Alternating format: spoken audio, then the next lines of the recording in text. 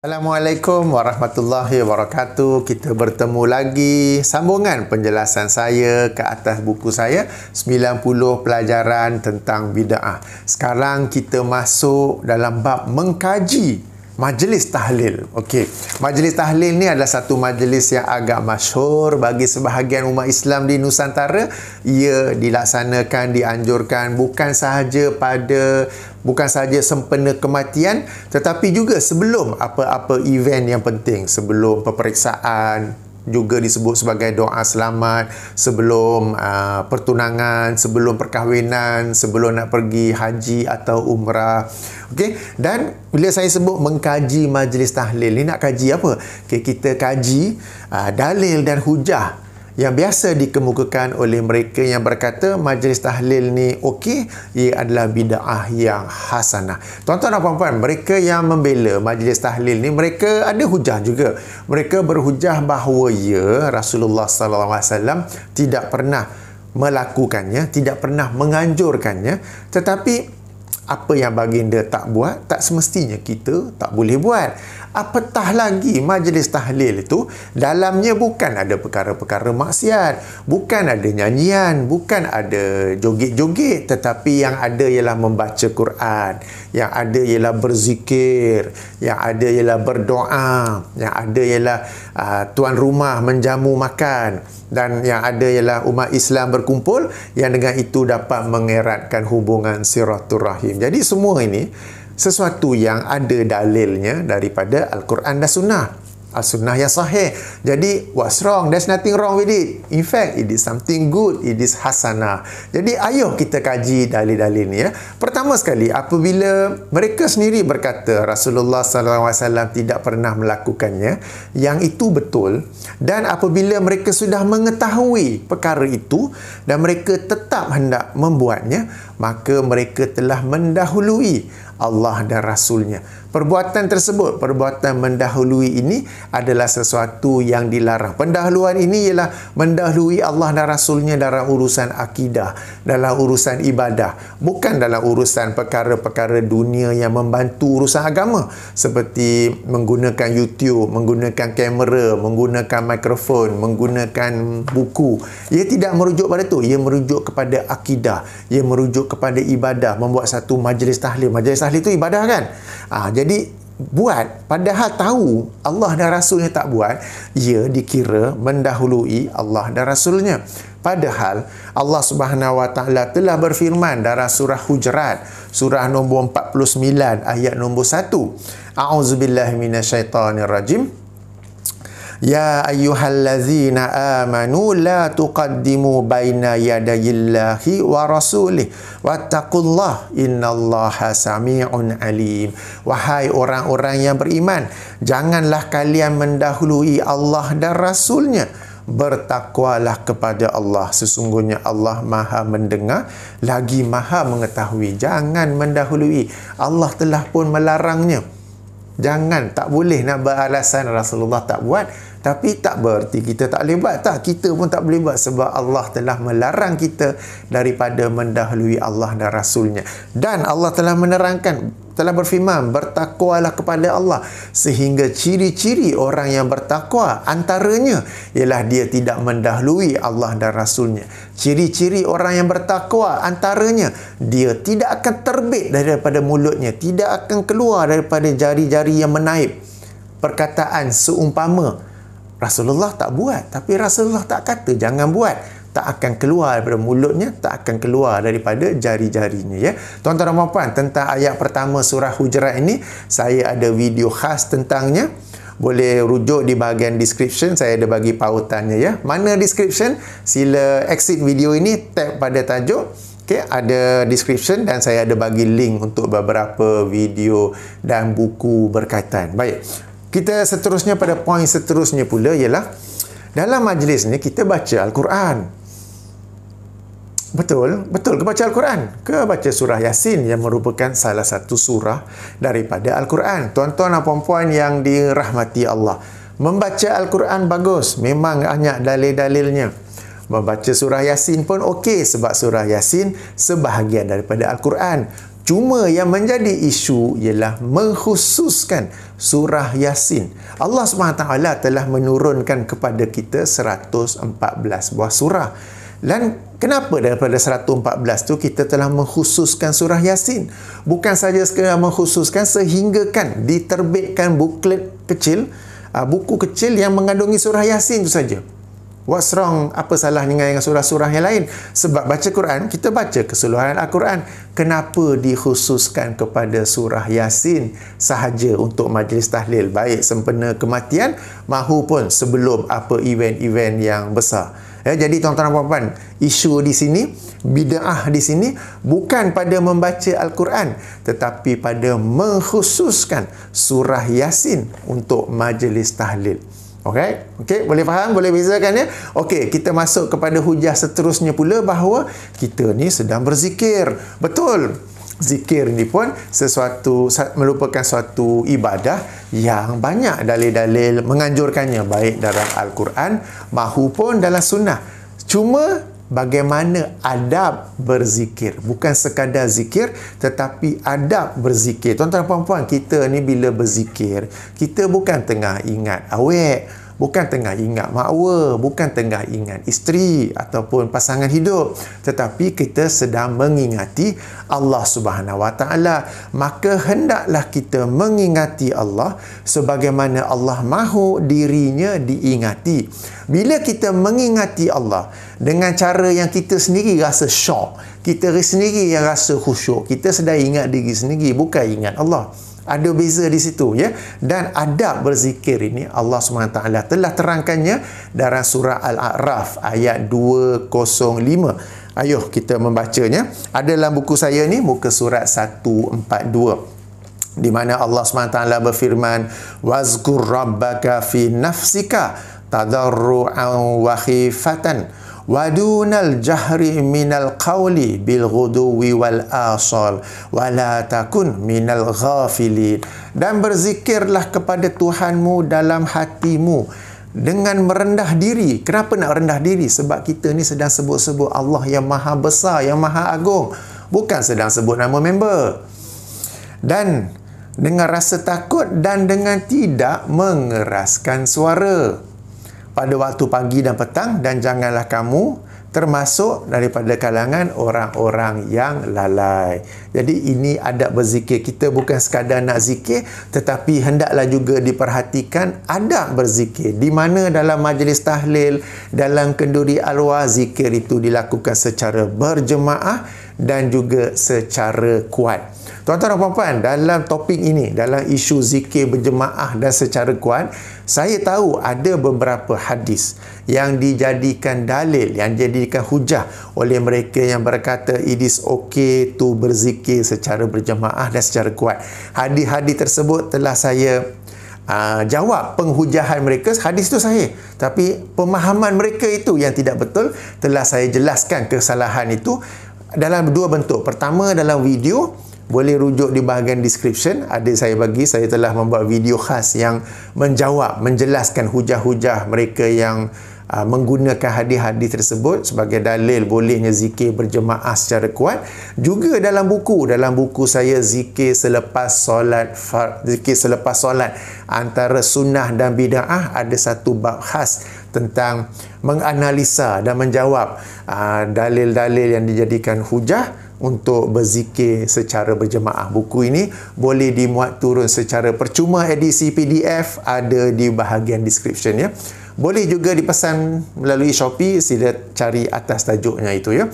Jadi tuan-tuan dan puan-puan, zikir betul, tetapi adab berzikir itu yang salah. Kemudian Rasulullah SAW mengajar kita banyak zikir. Kenapa dikhususkan kepada la ilaha illallah sahaja? Okey, ada hadis yang sebutkan afdalu zikir la ilaha illallah, sebaik-baik zikir la ilaha illallah. Tetapi zikir-zikir lain pun apabila Rasulullah sallallahu alaihi wasallam mengajarnya, baginda juga menerangkan keutamaannya.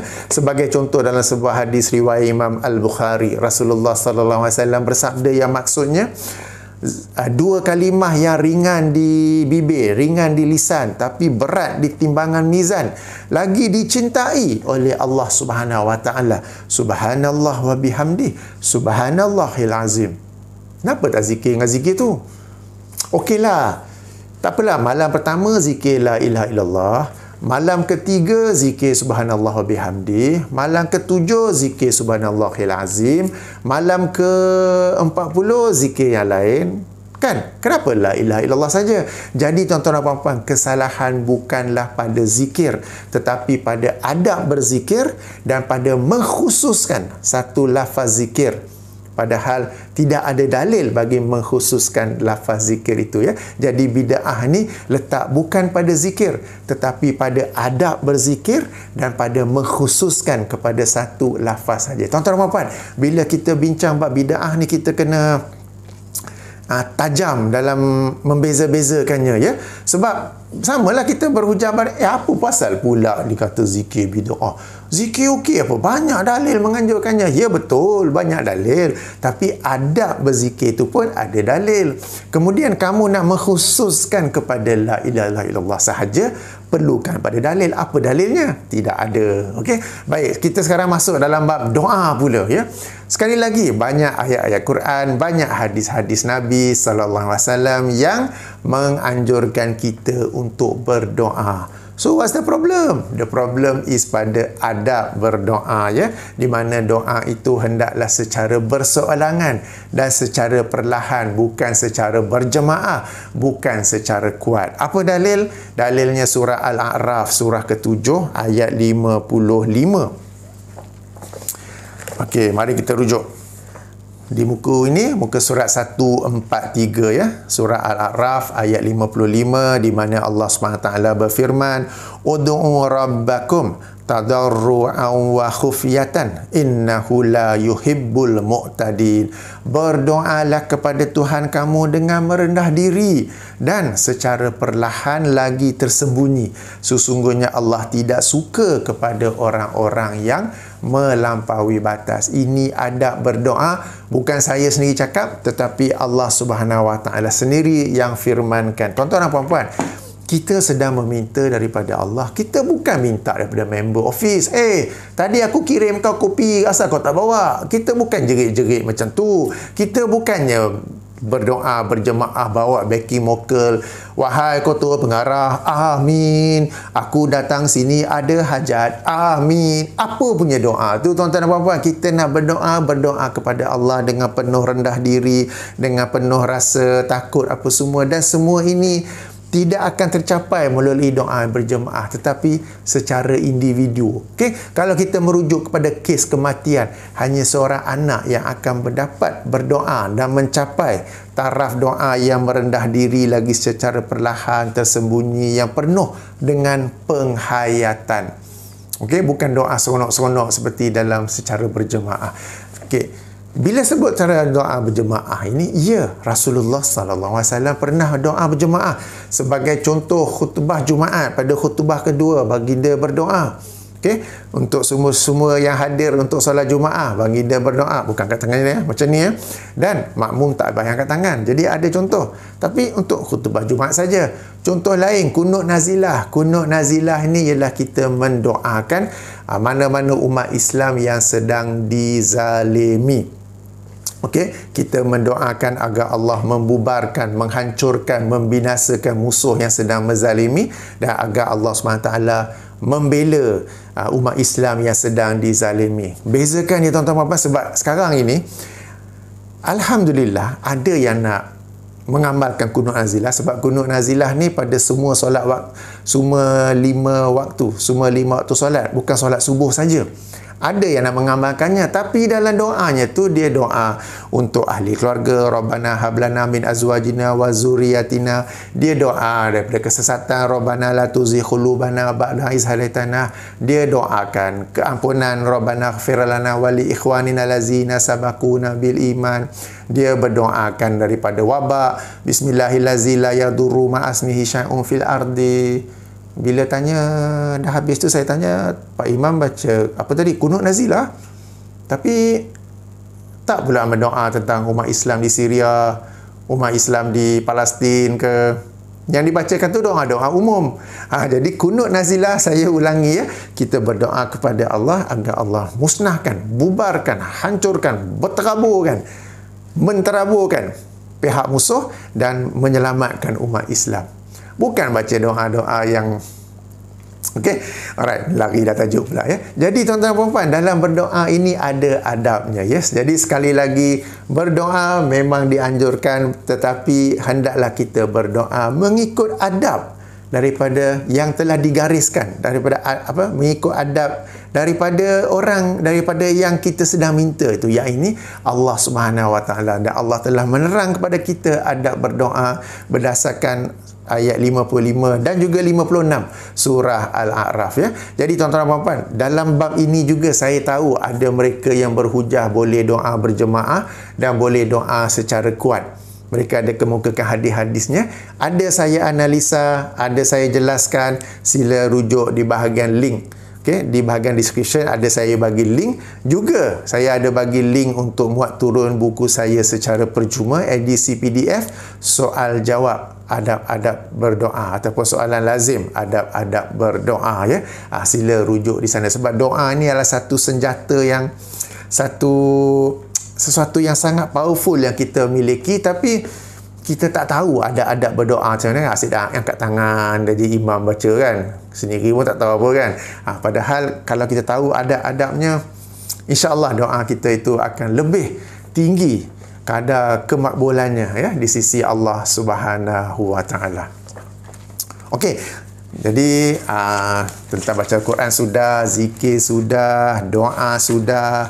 Baik, tentang satu lagi saya lupa tadi, tentang menetapkan hari. Hari pertama, hari ketiga, hari ketujuh, hari ke-40. Mereka berhujah bahawa Rasulullah sallallahu alaihi wasallam pun pernah mengkhususkan hari tertentu untuk ibadah tertentu.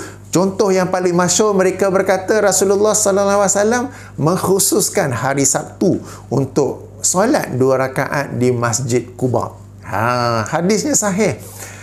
Tapi tuan-tuan dan puan-puan, mereka lupa bahawa yang mengkhususkan itu ialah Rasulullah sallallahu alaihi wasallam, dan dalam urusan agama baginda tidak berbuat sesuka hati melainkan ia adalah daripada wahyu Allah Subhanahu Wa Taala. Siapalah kita ni hendak ikut Rasulullah dalam hal Rasulullah boleh mengkhususkan, kita pun nak mengkhususkan hari-hari tertentu. Salah ni tuan-tuan dan puan-puan ya. Jadi sekali lagi, dalam bab mengkhususkan hari-hari ini, mereka ada sejumlah dalil, dan saya telah pun menjawab dalil-dalil tersebut dalam 2 video. Saya ada bagi di bahagian description. Apa asyik semua rujuk description je, sebab jika saya nak ulang balik menjadi pembaziran, dan video ini pula akan menjadi sangat panjang ya. Jadi sila tonton di situ, di mana saya telah menjawab dalil-dalil penghujahan yang mereka berguna. Sebagaimana Rasulullah menetapkan hari tertentu untuk ibadah tertentu, kita pun boleh. Tapi as I said lah, Rasulullah menetapkan tu berdasarkan wahyu, bukan suka hati. Kita tetapkan suka hati. Ada beza di situ ya. Baik, seterusnya memberi makan. Okey, tapi sebelum tu ya, bila menyebut tentang baca Quran, bila menyebut tentang zikir, saya nak bagi pendetailan, perincian sedikit ya. Bezakan antara baca Quran, zikir yang ahli keluarga buat secara berseorangan dengan majlis tahlil. Okey, kalau kita baca pandangan para ulama dalam hal menghadiahkan pahala baca Quran, pahala zikir kepada ahli keluarga yang telah meninggal dunia, memang ada khilaf antara bermanfaat atau tidak bermanfaat, antara sampai ataupun tidak sampai. Memang ada khilaf yang masyhur ya, khilaf yang muktabar. Cuma saya nak bagi tahu, apabila para ulama yang cenderung pada pandangan yang berkata ianya bermanfaat, ianya sampai kepada orang yang kita nak hadiahkan ibadah tersebut, mereka berkata ibadah tu yang dibuat sendiri-sendiri mengikut secara keseluruhannya, mengikut adab-adab yang telah digariskan oleh Al-Quran dan Sunnah, bukan melalui satu majlis tahlil ataupun majlis kenduri arwah ataupun yang setepatnya majlis penghantaran pahala. Sebagai contoh ya, Syekhul Islam Imam Ibn Taymiyah dalam kitabnya Majmu' Fatawa, Apabila ditanya kepada beliau tentang seseorang yang berzikir la ilaha illallah sebanyak 70 kali, lalu dihadiahkan kepada ahli keluarganya yang telah meninggal dunia, apakah ia sampai? Apakah ia dapat bantu mengelak ahli keluarganya daripada api neraka? Beliau jawab, ya sampai. Tapi okey, sendiri-sendiri zikir dengan perlahan, dengan penuh kekhusyukan, dengan penuh adab, kemudian dihadiahkan. Okey, ada beza di situ. Soalan yang kedua, seseorang bertanya, saya berzikir dengan bertasbih, bertahmid, bertakbir, kemudian saya hadiahkannya kepada ahli keluarga yang meninggal dunia, bagaimana? Ibnu Taimiyah menjawab, ia sampai, ia bermanfaat, tapi sendiri-sendiri buat. Sama juga dalam bab membaca Al-Quran. Okey, para ulama yang berkata kita hadiahkan pahala dan ia sampai, yang mereka masukkan ialah buat sendiri-sendiri.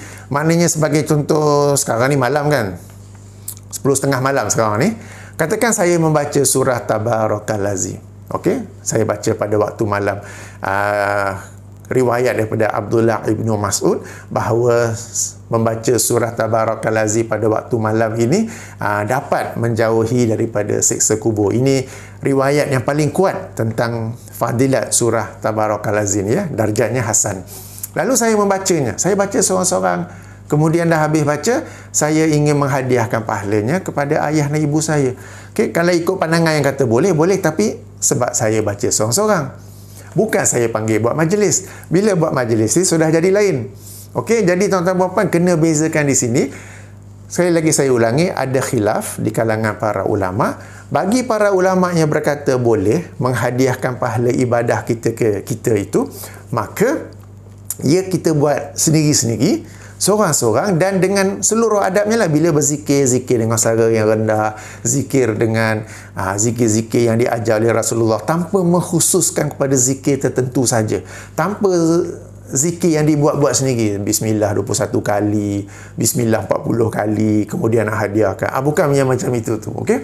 Jadi buat seorang-seorang. Jadi kena bezakan di sini ya, sebab bila kita bincang bab ini, agak ramai saya perhatikan para agamawan yang berkata perkara ini perkara khilaf. Berlapang dada lah, janganlah sempit sangat.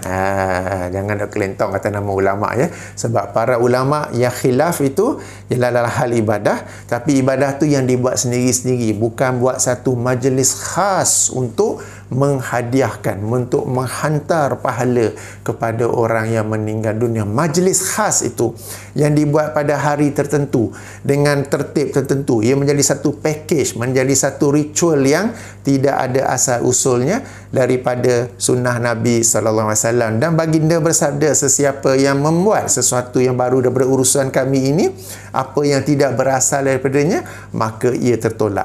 Jika ia telah tertolak, pahala apa yang nak dihadiahkan kepada orang yang telah meninggal dunia? Jadi tuan-tuan dan puan, you love your parents, you love your family members, you want to do something good to them, you want to do something that is confirm beneficial to them, do it based on the teaching of the Quran and the sunnah of the Prophet, not on the sunnah of the people in our area. Tuan-tuan dan puan, anda menyayangi orang-orang tua anda menyayangi ahli keluarga anda, dan anda ingin melakukan sesuatu yang benar-benar bermanfaat untuk mereka, maka lakukanlah ia berdasarkan petunjuk Al-Quran dan sunnah Rasulullah sallallahu alaihi wasallam, bukan sunnah masyarakat, bukan sunnah ustaz-ustaz yang lepas buat tu kan dapat envelope. Baik. Kita sekarang masuk dalam menganjurkan bagi makan-makan ni kan bagus kan, bagi makan tapi bagi makan ni bagus, kita nak bagi makan, kita bagi makan je lah. Kenapa nak kena ada majlis tahlil? Saya dulu bila saya pindah masuk rumah ni tahun 97, saya panggil jiran-jiran yang baru semua untuk makan-makan lepas solat isyak. Lepas solat datang rumah, terus makan. Dia orang pun kata, terus makan ke? Tak ada nak tahlil, nak baca. Tak ada, kita makan je, kita berkenalan. Dah makan-makan, sembang-sembang sampai tu, balik. Habis cerita. Tak payah dengan majlis tahlilnya. Kenapa bila nak makan tu mesti nak ada majlis tahlil? Kan, jadi kalau anda hendak organize makan-makan, anda hendak berkenalan atau apa-apa event, makan aje lah. Kenapa nak dikaitkan dengan surah Yasin, dengan tahlil, dengan doa? Bagi makan tu, bagi makan je lah. Okey? Dan Bila dalam bab kematian ni pula, ia bukanlah sesuatu yang dianjurkan, sebagaimana riwayat daripada Jarir bin Abdullah Al-Bajali radhiyallahu anhu. Beliau berkata, kita sekarang di muka surat 144. Kunna nara lijtima'a ila ahlil mayyiti wa sana'at at-ta'ami minan niyaha. Kami para sahabat, kami yakni para sahabat memandang berkumpul di rumah keluarga yang ditimpa kematian dengan membuat makanan, termasuk dalam perbuatan meratap kematian. Termasuk dalam perbuatan meratap, dan sama-sama kita tahu meratap ini adalah sesuatu yang dilarang dalam Islam. Tuan-tuan dan puan-puan, di sini ada satu pengecualian yang mungkin ramai tidak tahu. Apabila berlaku kematian, ahli keluarga jangan menyediakan makanan, panggil untuk majlis apa semua tu. Itu termasuk dalam satu bentuk meratap kematian. Tetapi di kalangan ahli keluarga itu sendiri, dalam rangka untuk menggembirakan mereka yang sedang sedih ataupun mengurangkan kesedihan, ada satu sunnah Nabi SAW, iaitu menyediakan dan memberikan satu bubur yang namanya talbinah. Talbinah. Mari saya bacakan hadis ini. Hadis riwayat Imam Bukhari dan Muslim, yang dalam buku saya ni muka surat 147 adalah daripada lafaz Imam Muslim, daripada Aisyah radhiyallahu anha. Beliau berkata, lazimnya apabila berlaku kematian dari kalangan ahli keluarganya, tak sebut siapa yang meninggal, tapi di kalangan ahli keluarga, maka akan berhimpunlah para wanita atas sebab itu. Tidak dijelaskan mereka berhimpun atas sebab apa, tapi bagi pandangan saya ialah berhimpun untuk mengucapkan takziah. Kemudian mereka pulang, mereka berpisah, yakni pulang, kecuali ahli keluarganya dan mereka yang rapat dengannya. Aisyah menyambung lagi, Aisyah menyuruh agar dibuat seperiuk kecil talbinah. Talbinah ni adalah campuran gandum dan juga madu. Maka ia pun dimasak. Kemudian dibuatkan sarit. Sarit ini adalah cebisan roti dan sayuran, atau cebisan roti dan daging yang dimasak sebagai sup, dan dituangkan talbinah ke atasnya. Kemudian Aisyah berkata, jemputlah kalian makan, kerana sesungguhnya aku mendengar Rasulullah SAW bersabda, talbinah menghiburkan hati orang yang sakit dan menghilangkan sebahagian kesedihan. Jadi ada pengkhususan. Jadi ahli keluarga, bila berlaku kematian, jangan sediakan makanan. Dalam hadis lain, baginda menganjurkan orang lain yang sediakan makanan untuk keluarga yang mengalami kematian tersebut. Tetapi bagi keluarga yang mengalami kematian tu, sesiapa yang paling macam relax sikit, tenang sikit di antaranya, dia dianjurkan oleh Nabi SAW untuk menyediakan talbinah. Dan talbinah ni bukan bagi orang ahli makan, tapi di kalangan ahli keluarga itu, kerana talbinah menghiburkan hati orang sakit dan dalam kes kematian ini menghilangkan sebahagian kesedihan. Ini sunnah Nabi SAW, dan inilah satu-satunya, kita kata, pengecualian dalam penyediaan makan oleh keluarga si mati. Dia hanya menyediakan talbinah tersebut.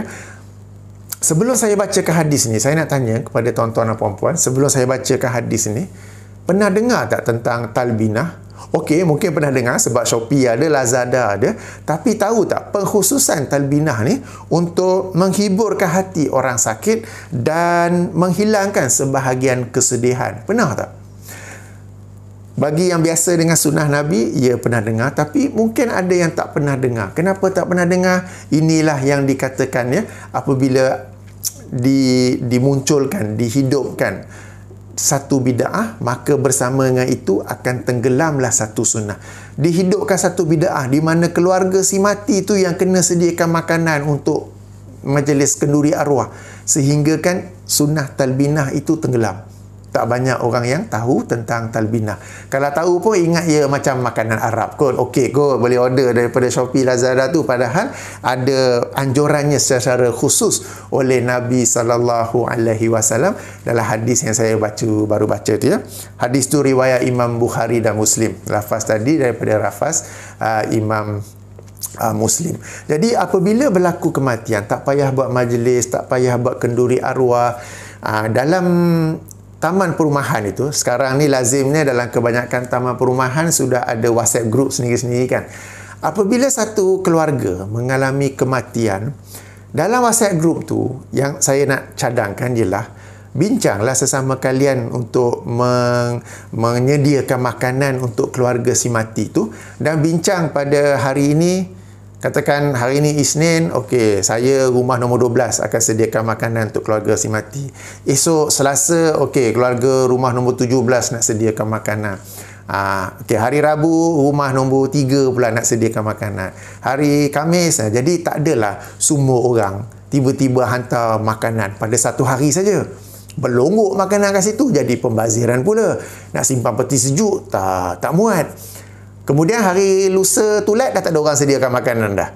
Jadi kita boleh bincang dan kita organize agar setiap hari, mungkin the first one week ke, ada orang yang menghantarkan makanan. Ya, ini kita kata sesuatu yang dapat mengefisienkan lagi dalam rangka kita membantu, dalam rangka kita menunjukkan simpati, dalam rangka kita mengikuti sunnah Nabi SAW, bahawa apabila berlaku kematian, bukan keluarga si mati yang menyediakan makanan, tetapi orang ramailah yang menyediakan makanan kepada keluarga itu, ya. Kecuali keluarga si mati itu dia menyediakan untuk ahli keluarganya itu talbinah.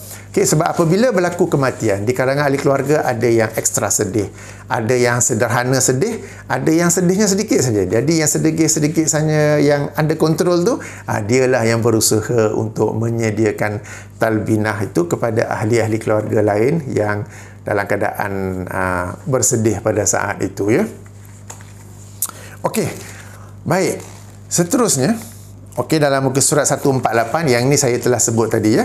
Nabi SAW bersabda, man ahdasa fi amrina haza ma laisa minhu fahuwa raddun. Okey, dalam riwayat yang lain, man amila amalan laisa alaihi amruna fahuwa raddun. Sesiapa yang mencipta perkara baru dalam urusan kami ini, yakni urusan agama Islam, apa yang tidak berasal daripadanya, maka ia tertolak. Demikian juga dalam riwayat yang lain, sesiapa yang beramal dengan amalan yang tidak ada atasnya perintah kami, maka ia tertolak. Jadi tuan-tuan dan puan-puan, saya ulangi sekali lagi, ya.